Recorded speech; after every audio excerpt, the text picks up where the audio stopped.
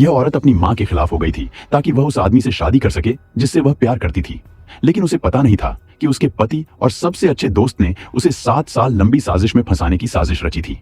कुछ ही पल पहले उसने खुशी खुशी अपनी मां के सामने शेखी बघारी थी कि उसका पति उसके लिए बहुत ज्यादा वफादार है, दुनिया का सबसे अच्छा आदमी है।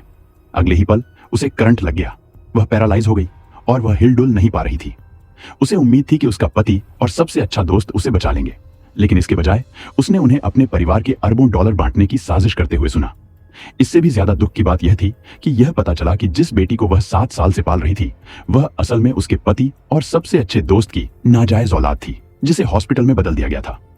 उसके पति की दयालुता एक दिखावा थी, उसकी सबसे अच्छी दोस्त की चिंता एक सोची समझी साजिश थी, और यहां तक कि उसके दयालु दिखने वाले ससुराल वाले भी इस साजिश में साथी थे। पूरे परिवार ने उसकी आंखों के सामने एक दिखावटी नाटक किया था। ठंडे फर्श पर लेटी हुई उसके चेहरे पर अफसोस के आंसू बह रहे थे।